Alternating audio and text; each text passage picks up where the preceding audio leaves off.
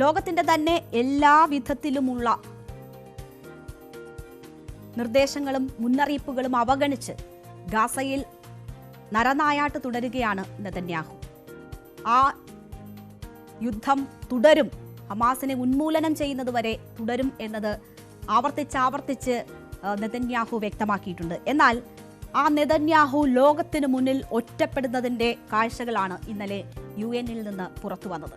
ആ നെതന്യാഹു ഒരു ഭീരുവാണ് എന്ന് തെളിയിക്കുന്ന മറ്റു ചില റിപ്പോർട്ടുകൾ കൂടി പുറത്തു വന്നു. അത് UN നെതന്യാഹുവിന്റെ യാത്ര സംബന്ധിച്ചാണ്. അപ്പോൾ നമുക്കത് പരിശോധിക്കാം. ആദ്യം UN എന്താണ് സംഭവിച്ചത് എന്ന് നോക്കിയാൽ, യുദ്ധ കുറ്റവാളിയാണ് നെതന്യാഹു എന്ന കാര്യത്തിൽ സംശയമില്ല. ഗാസയിൽ നടക്കുന്നത് വംശഹത്യയാണ് എന്ന് കണ്ടെത്തിയത് UN ആണ്. അങ്ങനെ ലോകരാഷ്ട്രങ്ങൾ അതിനെതിരെ രംഗത്ത് വരുന്നത് നമ്മൾ കണ്ടതാണ്. പലസ്തീൻ എന്ന രാഷ്ട്രത്തെ അംഗീകരിച്ചുകൊണ്ട് UK-യും ഫ്രാൻസും കാനഡയും ഓസ്ട്രേലിയയും ഒക്കെ രംഗത്ത് വരുന്നത് നമ്മൾ കണ്ടതാണ്. അവിടെ വെടിനിർത്തൽ അടിയന്തരമായി പ്രഖ്യാപിക്കണം എന്ന ഇടപെടലുകൾ ലോകരാഷ്ട്രങ്ങളും UN-ഉം ഒക്കെ നടത്തി വരുമ്പോഴും അതിന് ഒരു തരത്തിലും വഴങ്ങിക്കൊടുത്തിട്ടില്ല നെതന്യാഹു. ഒപ്പം തന്നെ നെതന്യാഹുവിന് എല്ലാ പിന്തുണയും നൽകുന്ന ട്രംപും. ഈ നെതന്യാഹു ഇന്നലെ UN പൊതുസമ്മേളനത്തിൽ അഭിസംബോധന ചെയ്യാൻ എത്തുമ്പോൾ അവിടെ സംഭവിച്ചതാണ് ലോകത്തിന് പ്രതീക്ഷ നൽകുന്ന ദൃശ്യങ്ങൾ. നെതന്യാഹു സംസാരിക്കാൻ വരുമ്പോൾ അവിടെ മറ്റു രാഷ്ട്രങ്ങളുടെ പ്രതിനിധികൾ എണീറ്റു പോകുന്ന കാഴ്ചയാണ് നമ്മൾ കണ്ടത്. ആ ദൃശ്യങ്ങൾ കണ്ടതിന് ശേഷം തിരിച്ചെത്താം.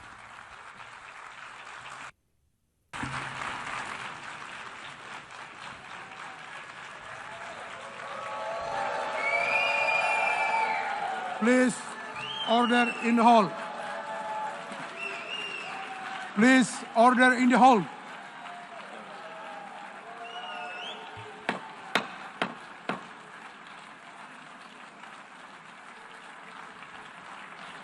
Please order in the hall.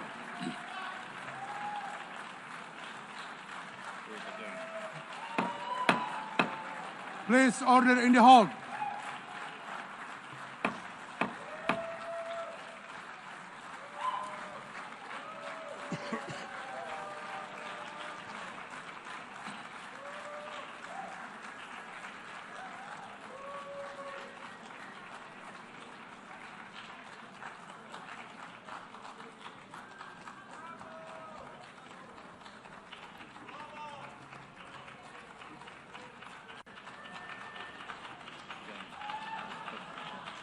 Benjamin Netanyahu പ്രസംഗിക്കാനായി എത്തിയപ്പോൾ അത് ബഹിഷ്കരിച്ചുകൊണ്ട് ഇറങ്ങിപ്പോകുന്ന രാഷ്ട്രപ്രതിനിധികളെയാണ് നമ്മൾ കണ്ടത്. അത് ലോകത്തിന്റെ പ്രതീക്ഷയാണ്. കാരണം ലോകത്ത് സമാധാനം കാക്ഷിക്കുന്നവർ ഉണ്ട് എന്നതിന്റെ ഏറ്റവും വലിയ പ്രതീകമായിരുന്നു ആ ബഹിഷ്കരണം. ഒട്ടുമിക്ക രാഷ്ട്രങ്ങളുടെയും പ്രതിനിധികൾ അവിടെ നിന്ന് ഇറങ്ങിപ്പോയി.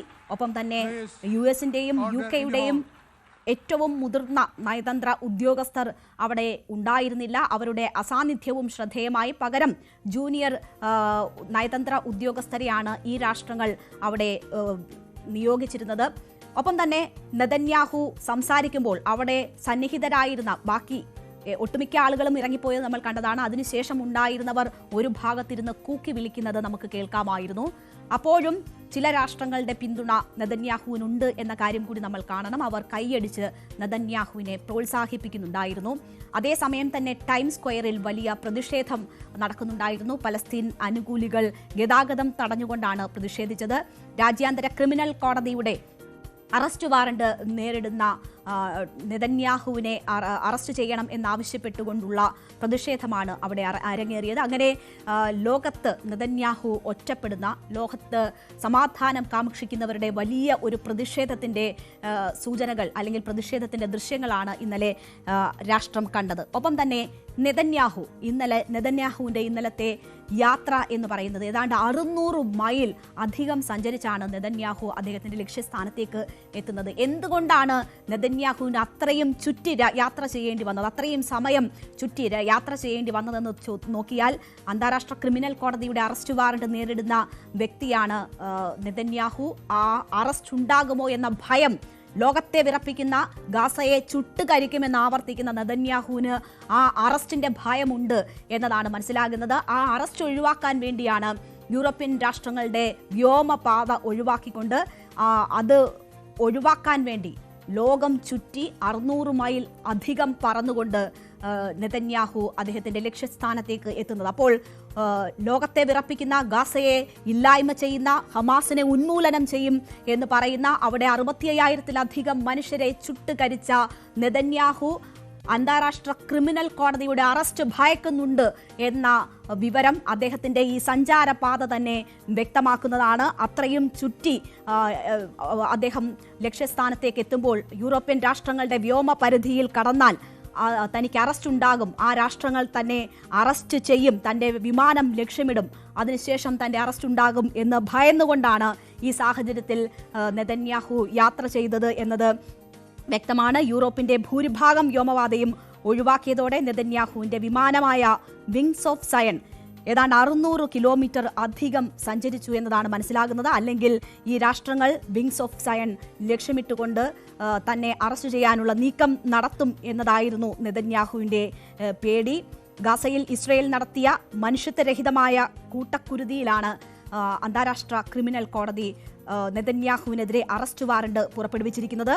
തങ്ങളുടെ അതിർത്തിയിൽ നെതന്യാഹു എന്ന് പ്രവേശിച്ചാലും അറസ്റ്റ് ചെയ്യുമെന്ന് രാജ്യാന്തര ക്രിമിനൽ കോടതിയിൽ അംഗങ്ങളായ ചില യൂറോപ്യൻ രാഷ്ട്രങ്ങൾ നേരത്തെ വ്യക്തമാക്കിയിരുന്നു. യൂറോപ്യൻ രാജ്യങ്ങളുടെ വ്യോമാതിർത്തിയിൽ കടന്നാൽ വിമാനം നിലത്തിറക്കേണ്ടി വരുമെന്നും അറസ്റ്റിലാകുമെന്നും ഉറപ്പായതിന് പിന്നാലെയാണ് ഈ സഞ്ചാരപാത നെതന്യാഹു മാറ്റിയത്. നേരത്തെ അയർലൻഡ് അറസ്റ്റ്, തങ്ങളുടെ വ്യോമപാതയിൽ കടന്നാൽ അറസ്റ്റ് ഉണ്ടാകുമെന്ന കാര്യം പ്രഖ്യാപിച്ചിരുന്നതാണ്. ഒപ്പം തന്നെ ഈ ICCയുടെ അന്വേഷണത്തോട് സഹകരിക്കുമെന്ന് സ്പെയിനും പ്രഖ്യാപിച്ചിരുന്നതാണ്.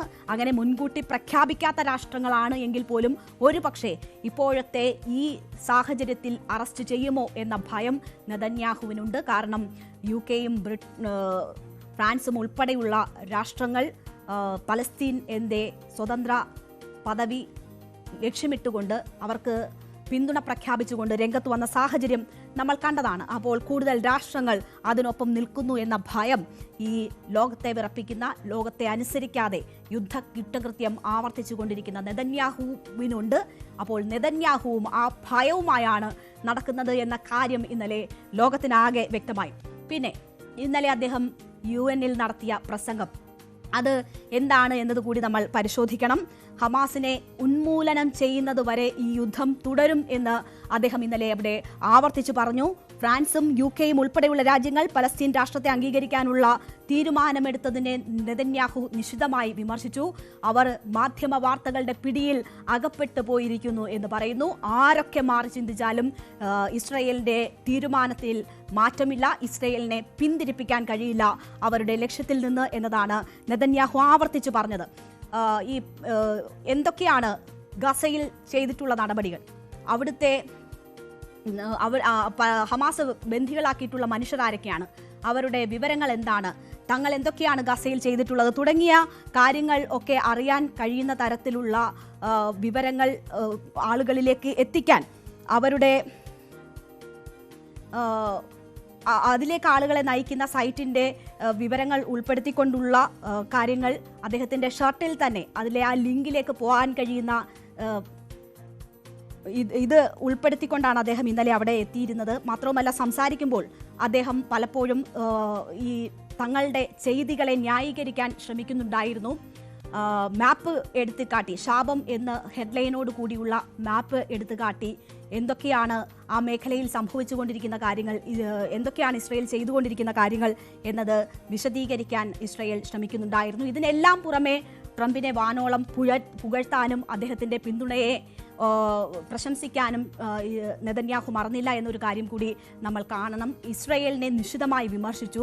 ഇസ്രയേലിലേക്ക് നടത്തിയ ആക്രമണത്തിന് ശേഷവും അവിടെ ആണവ നിലയങ്ങൾ, ആണവായുധങ്ങൾ ഉണ്ടാക്കാനുള്ള ഇറാന്റെ ശ്രമങ്ങൾ അത് ഊർജിതമായി നടക്കുന്നുണ്ട് എന്നത് തെളിവുകൾ സഹിതം രാഷ്ട്രങ്ങൾക്ക് മുന്നിൽ അവതരിപ്പിക്കാൻ കൂടി നെതന്യാഹു ശ്രമിച്ചു എന്നതുൾപ്പെടെയുള്ള കാര്യങ്ങൾ നമ്മൾ കാണണം.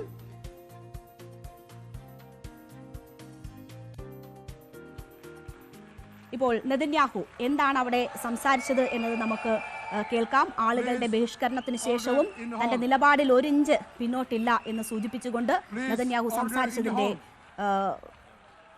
ദൃശ്യങ്ങൾ നമുക്ക് കാണാം. The United States would wipe out that terror regime and ensure that such savagery would never threaten America again. This is precisely what Israel is doing in Gaza. We're wiping out the terror regime of Hamas and ensuring that this savagery will never threaten Israel again. That's what we are doing. That's what any self-respecting government would do. ഞാൻ നേരത്തെ ഇപ്പോൾ ദൃശ്യങ്ങളിൽ കാണാം Netanyahu സംസാരിക്കുമ്പോൾ അദ്ദേഹത്തിന്റെ ഷർട്ടിന്റെ ഭാഗത്തുള്ള QR code, അതാണ് ഞാൻ നേരത്തെ പറയാൻ ശ്രമിച്ചത്. ആ QR കോഡ് സ്കാൻ ചെയ്താൽ എന്താണ് അവിടെയുള്ള നടത്തിയ ആക്രമണം, ഇസ്രയേലിൽ ഹമാസ് നടത്തിയ ആക്രമണം എന്നതറിയാം. ഹമാസ് ബന്ദികളാക്കിയ ഇസ്രയേലികളെക്കുറിച്ചുള്ള വിവരങ്ങൾ അറിയാം. ഹമാസിന്റെ ആക്രമണങ്ങളെക്കുറിച്ചുള്ള ഇസ്രയേലിന്റെ നിലപാട് എന്താണ് എന്നതറിയാം. ഇസ്രയേൽ എന്തൊക്കെ നടപടികൾ സ്വീകരിച്ചിട്ടുണ്ട് എന്നതറിയാം. അങ്ങനെ സാങ്കേതിക വിദ്യ കൂടി പ്രയോജനപ്പെടുത്തുന്ന തരത്തിലാണ് ഇന്നലെ നെതന്യാഹു ലോകരാഷ്ട്രങ്ങൾക്ക് മുന്നിൽ എത്തിയത്. ആ QR കോഡ് പതിപ്പിച്ച അദ്ദേഹത്തിന്റെ വസ്ത്രമാണ് നമ്മൾ കണ്ടത്. ഒപ്പം അദ്ദേഹത്തിന്റെ പ്രസംഗത്തിൽ ഇറാനും ഇറാഖും സിറിയയും ലബനനും ഗാസയും എന്താണ് ഇസ്രയേലിനോട് ചെയ്തത്, ഇസ്രയേൽ അവരിൽ നിന്നേറ്റ വെല്ലുവിളികൾ എന്താണ് എന്നത് വിളിച്ചു പറയാനാണ് നെതന്യാഹു കൂടുതൽ ശ്രമിച്ചത്. ഒപ്പം തന്നെ ഇറാനെ നിശിതമായി വിമർശിച്ചു. ഇറാൻ പഴയതുപോലെ ആണവായുധം നിർമ്മിക്കാൻ ഇനി ഒരിക്കലും അനുവദിക്കില്ല എന്നത് ആണയിട്ട് പറഞ്ഞു നെതന്യാഹു ഇന്നലെ. ഇറാൻ ആണവായുധ നിർമ്മാണത്തിലേക്ക് നീങ്ങിയെന്നും വൻതോതിൽ ബാലിസ്റ്റിക് മിസൈലുകൾ നിർമ്മിച്ചുവെന്നും ഇത് ലോകത്തിന് തന്നെ ഭീഷണിയായി മാറിയെന്നും നെതന്യാഹു പറഞ്ഞു. ഇതോടെയാണ് ഇറാന്റെ ആണവായുധങ്ങളെയും ബാലിസ്റ്റിക് മിസൈൽ പദ്ധതികളെയും ഇസ്രയേൽ തകർത്തതെന്നും നെതന്യാഹു അവകാശപ്പെട്ടു. ഒപ്പം ഹമാസിനെതിരെ ശക്തമായ വാദങ്ങൾ. ഹമാസിന്റെയും ഹിസ്ബുള്ളയുടെയും ഹൂതികളുടെയും എല്ലാം സംരക്ഷകൻ ഇറാനാണെന്നും ഭീകര കേന്ദ്രമാണ് ഇറാനെന്നും ആരോപിച്ചു. ഈ നെതന്യാഹു ട്രംപിനെ പുകഴ്ത്തി എന്ന കാര്യം ഞാൻ നേരത്തെ തന്നെ സൂചിപ്പിച്ചതാണ്. ട്രംപിന്റെ പിന്തുണയ്ക്ക് നന്ദി അറിയിച്ചതാണ്. എങ്കിലും നെതന്യാഹുവിൻ്റെ ഈ പ്രസംഗത്തിന് ശേഷം ട്രംപ് രംഗത്ത് വരുന്നത് പലസ്തീനിൽ ഒരു വെടിനിർത്തൽ, ഗസയിൽ ഒരു വെടിനിർത്തൽ ഉണ്ടാകും എന്നതിൻ്റെ സൂചനകളുമായിട്ടാണ്. വെസ്റ്റ് ബാങ്കിലേക്ക് ഇസ്രായേൽ സേനയെ നീങ്ങാൻ അനുവദിക്കില്ല എന്നുകൂടി ട്രംപ് പറഞ്ഞു വെച്ചു. അപ്പോൾ അത് ഒരു വെടിനിർത്തലിൻ്റെ സൂചനകൾ നൽകുന്നതായിരുന്നു ട്രംപിൻ്റെ ഇന്നലത്തെ വാക്കുകൾ. നമുക്കറിയാം ഈ നെതന്യാഹുവിനെ ലോകരാഷ്ട്രങ്ങൾ തന്നെ ബഹിഷ്കരിക്കുന്നു, അതിൻ്റെ പ്രതിനിധികൾ ബഹിഷ്കരിക്കുന്നതിൻ്റെ ദൃശ്യങ്ങൾ വരുന്നു. നെതന്യാഹു ഒറ്റപ്പെടുന്നു എന്ന തരത്തിലുള്ള വിവരങ്ങൾ വരുന്നതിന് തൊട്ടു പിന്നാലെയാണ് ഈ വെടിനിർത്തലിൻ്റെ സൂചനകൾ നൽകി ട്രംപ് രംഗത്ത് വരുന്നത് എന്നതുകൂടി നമ്മൾ കാണണം. ഒരു പ്രധാന വഴിത്തിരിവ് ഗസയിൽ ആസന്നമാണ് എന്ന് തോന്നിപ്പിക്കുന്നതായിരുന്നു US പ്രസിഡന്റ് ഡൊണാൾഡ് ട്രംപിന്റെ വാക്കുകൾ. ഉടൻ ബന്ദികളെ മോചിപ്പിക്കുമെന്നും അവിടെ ഒരു സമാധാന കരാർ ഉണ്ടാകുമെന്നും അതിന് അന്തിമ രൂപം ഉടൻ തന്നെ ആകും എന്നുമൊക്കെയുള്ള സൂചനകളാണ് ട്രംപിന്റെ വാക്കുകളിൽ ഉണ്ടായിരുന്നത്. എന്തായാലും അതൊരു പ്രതീക്ഷയാണ്. ഒപ്പം തന്നെ UAE പ്രതിനിധിയുമായി നെതന്യാഹു ഇന്നലെ കൂടിക്കാഴ്ച നടത്തിയിരുന്നു ഈ UN സമ്മേളനത്തിന്റെ പശ്ചാത്തലത്തിൽ എന്നതുകൂടി കാണണം.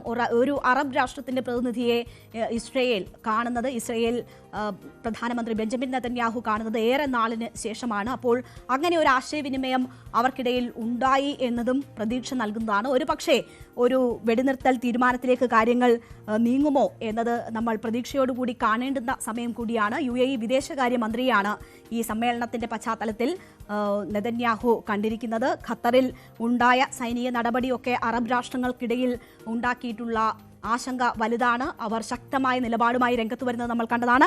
അപ്പോൾ ആ ഒരു സാഹചര്യത്തിൽ നടന്ന കൂടിക്കാഴ്ച എന്ന നിലയിൽ അതിന് ഏറെ പ്രാധാന്യമുണ്ട്.